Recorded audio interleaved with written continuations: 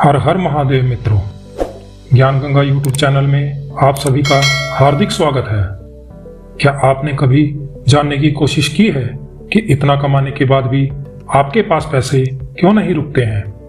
घर की सुख शांति क्यों बिगड़ गई है? आप चाहें कितनी ही मेहनत करके कितना भी पैसा क्यों ना कमा लें, लेकिन आपके घर में बरकत नहीं होती है। इसका क्या कारण है? तो आज मैं आपको बताऊंगा कि घर में दरिद्रता और गरीबी क्यों आती है, घर में दरिद्रता कैसे प्रवेश करती है और दरिद्रता को दूर करके लक्ष्मी का आगमन कैसे कर सकते हैं।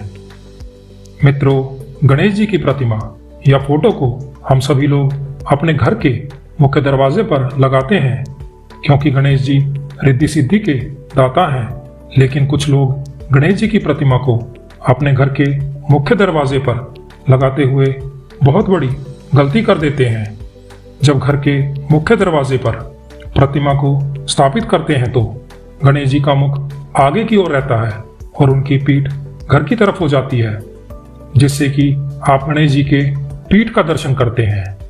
पीठ में दरिद्रता का वास होता है, तो आपके घर में दरिद्रता का प्रवेश हो जाता है, यानी कि पीठ के माध्यम से ही घर में दरिद्रता आ जाती है।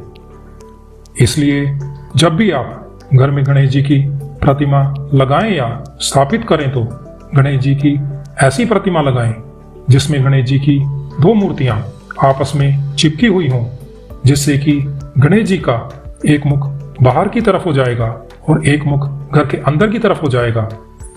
आप घर के दरवाजे पर स्वास्तिक भी बना सकते हैं, क्योंकि स्वास्तिक भी गणेश जी का एक स्वरूप माना जाता है। ऐसा करने से आपके घर में कभी भी दरिद्रता का प्रवेश नहीं होगा। घर में टूटी हुई झाड़ू रखने से भी घर में दरिद्रता और गरीबी आती है। अगर आपके घर में टूटी हुई झाड़ू है तो आपके घर में दरिद्रता का प्रवेश हो सकता है। ऐसा नहीं है कि झाड़ू टूट गया है या छोटा हो गया है तो उसमें दरिद्रता आ जाएगी, लेकिन जब आप घर में झाड़ू लगाते हैं और उस झाड़ू में से उसकी सीखें या फूस बाहर निकलकर गिरने लगे तो यह अशुभता की निशानी होता है। तो आपके घर में दरिद्रता आ सकती है, क्योंकि झाड़ू में मां लक्ष्मी का वास होता है। इसलिए इस प्रकार की झाड़ू को आप बदल दें या फिर उसे मजबूती से बांध दें। घर के किसी भी नल से पानी का टपकना भी दरिद्रता का एक कारण है। अगर आपके घर के नल खराब है और उससे हमेशा पानी लीक होता रहता है और इस वजह से पानी गिरने से टप टप की जो आवाज आती है उसे अशुभ माना गया है, क्योंकि ये आवाज नकारात्मक ऊर्जा को अपनी ओर आकर्षित करती है, जिससे कि आपके घर में दरिद्रता का वास होता है।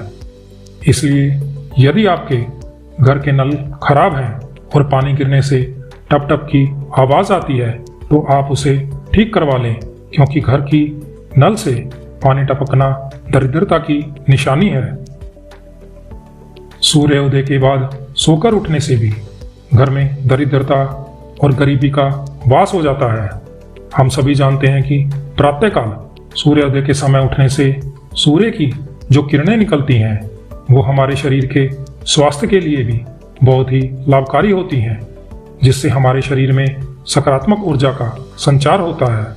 सूर्य की किरणों में बहुत सारे दैवीय और अद्भुत गुण होते हैं, जो कि घर में प्रवेश करके सभी नकारात्मक ऊर्जाओं को बाहर निकाल देती हैं।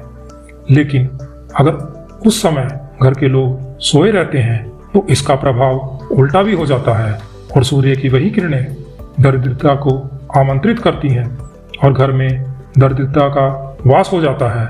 इसलिए हमें सूर्य से उदय से पहले उठकर सूर्यदेव को जल अर्पित करके नमस्कार करना चाहिए।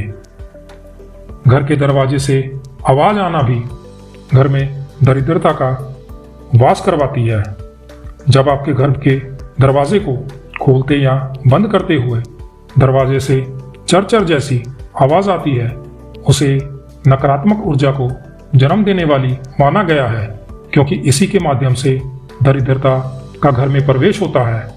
जैसे कि जब आप किसी मंत्र को सुनते हैं तो मंत्र की आवाज से सकारात्मक ऊर्जा का संचार होता है, इसलिए कहा जाता है कि यदि आप मंत्र पढ़ नहीं सकते हैं तो उसे सुनिए, क्योंकि मंत्र के उच्चारण से आपके आसपास और आपके शरीर के अंदर से नकारात्मक ऊर्जा दूर हो जाती है और सकारात्मक ऊर्जा का संचार होता है। उसी तरह से कुछ ऐसी आवाजें होती हैं जो कि नकारात्मक ऊर्जा को उत्पन्न करती हैं। इसलिए जब आपके दरवाजे से चरचराहट की आवाज आती है तो वो अशुभ मानी जाती है। उससे घर में गरीबी और दरिद्रता आती है।